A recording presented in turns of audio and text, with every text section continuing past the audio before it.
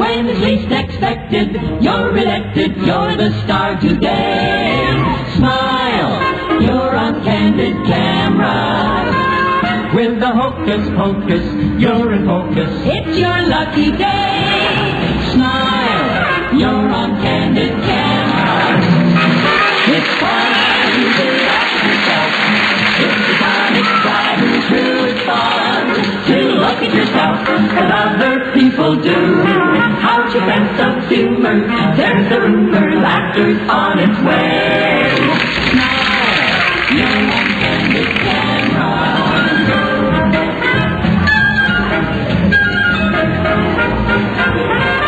Smile, you're on Candid camera. The attack is sudden, brutal, and completely unprovoked. The victim, a napping commuter on the Philadelphia subway. His assailant quickly flees the scene. But police have an edge. A surveillance camera has captured the entire incident on tape.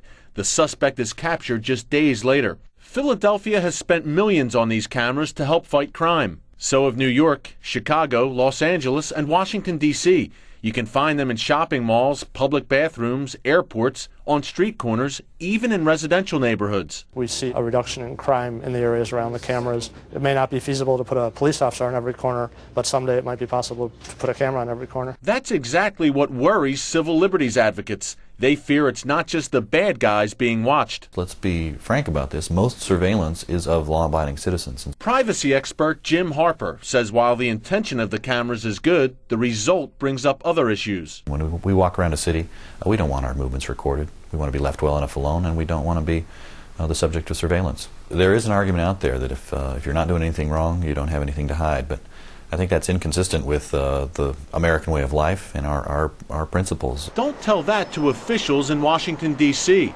They're setting up one of the most comprehensive surveillance systems in the world. Some 5,000 surveillance cameras monitor streets, schools, housing projects, parks, and roads in the nation's capital. Every few seconds, a new image pops up, from a park bench to a football stadium. Washington's Homeland Security and Emergency Management Agency monitors the video from a centralized location or nerve center. The agency wouldn't show us the monitoring center and declined our request for an interview. Some D.C. officials believe the program is moving too quickly without proper oversight. Others say you can't stop progress. We can't put the genie back in the bottle. We just have to figure out how to manage it and control it. Crime is just one reason for the growth of surveillance cameras in Washington. The main concern for officials here is terrorism. The city remains the most desired target for terrorists the world over, with one possible exception: New York City. After two major terrorist attacks, including 9/11, New York officials are determined to never let it happen again. One of their solutions? Installing thousands of surveillance cameras around the city. Obviously, everyone's world changed after September 11th. But if you go into a bank these days, your picture is taken. You go into a department store, your picture is taken. And now, entering Manhattan by a bridge or tunnel will also get your picture snapped. As part of a new plan called Operation Sentinel, the license plates of all cars and trucks coming into the city will be photographed. The NYPD says this will help track potential terrorists. New Yorkers' reactions so far have been mixed. I think that's great. Can monitor exactly who and what goes into the city. I think it's another symbol of increasing encroachment on civil liberties. These arguments have been heard for years in London. It's at the top of the list with some 10,000 cameras watching its citizens.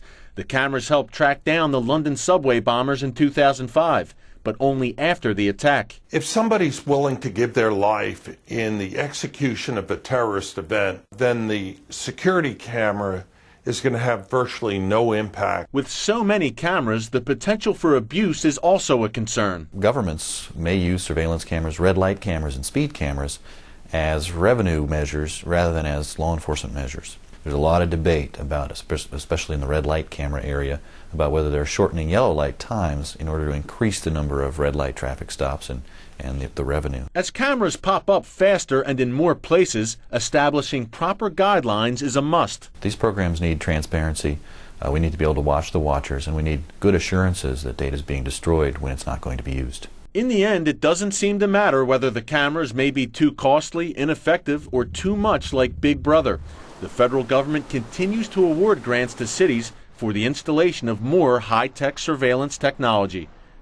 Eric Stackelbeck, CBN News, Washington.